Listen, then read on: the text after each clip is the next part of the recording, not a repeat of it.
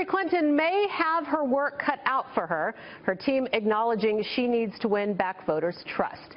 So it is now time to bring in the Fox News political insiders, Pat Goodell, a former pollster for President Jimmy Carter, and Fox News contributor John LeBoutillier, former Republican congressman for New York, and Doug Schoen, former pollster for President Bill Clinton and a Fox News contributor. Welcome to you all. Right.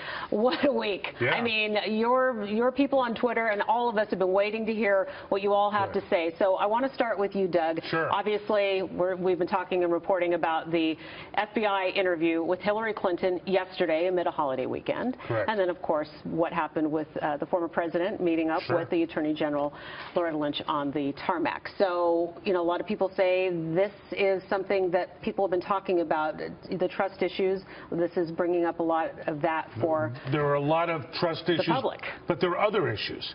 There were some media reports today that immediately after the FBI interview, 3-hour interview, that Hillary had been exonerated by the Justice Department. That raises more questions than it answers. First, the credibility of the report, of course. It hasn't been verified. But also the idea that the Justice Department could leak that she, or the FBI, that she'd been cleared without a thorough review of her comments in light of other evidence that's been collected over the last 6 to 9 months. And frankly, we still haven't really digested what happened with President Clinton and Loretta Lynch and whether she's totally recused herself or not recused herself.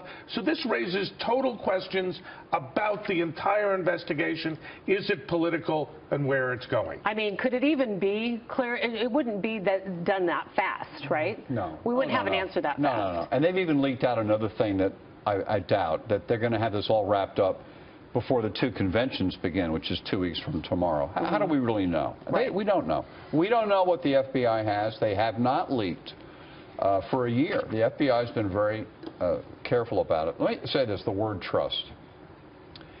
Do we trust Hillary Clinton? Do we trust Bill Clinton? Do we trust Loretta Lynch? Do we trust Barack Obama? I would say a lot of people are shaking their heads saying, no, I don't trust them.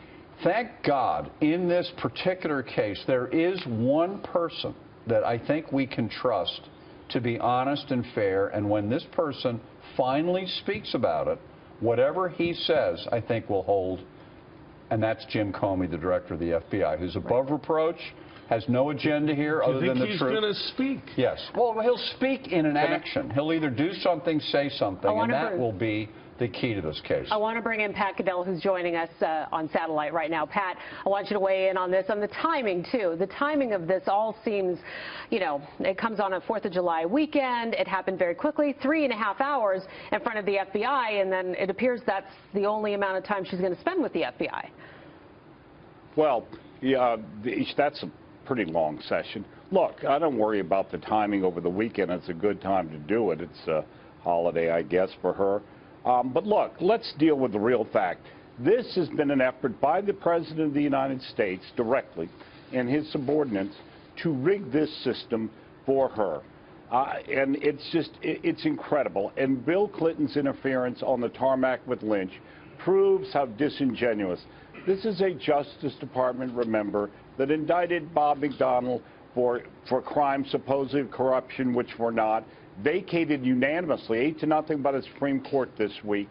This is a Justice Department or Injustice Department that went after Robert Mendoza on similar shaky charges because he opposed President Obama on Iran and on Cuba, was the articulate person. This Justice Department is worse than Richard Nixon's. And we have here, filled with political people, even in permanent appointments. The President himself went out before any of this with Bill Clinton and said she's innocent, said that on this network, and then further endorsed her. The first time in history a candidate under criminal investigation has been endorsed by a president, and he's going to campaign with her. If you don't think the fix is in here, and I think, yes, I depend on Comey. We're talking about just like that lonely prosecutor in DeCostas' movie Z in Greece, who was the one person who would stand up for truth. This country hangs by a thread on the eve of the 4th of July.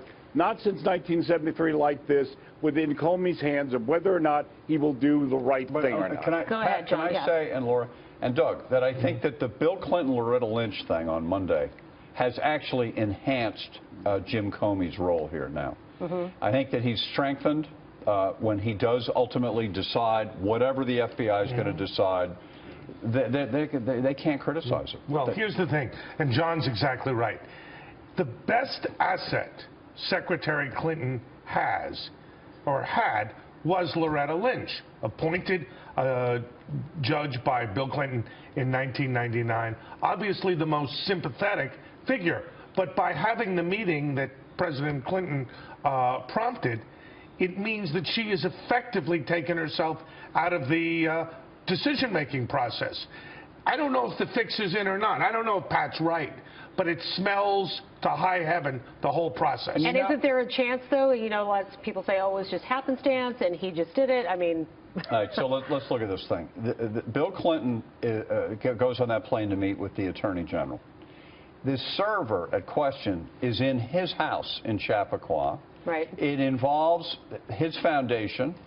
His wife is the main target or subject of this investigation, and she's meeting with him.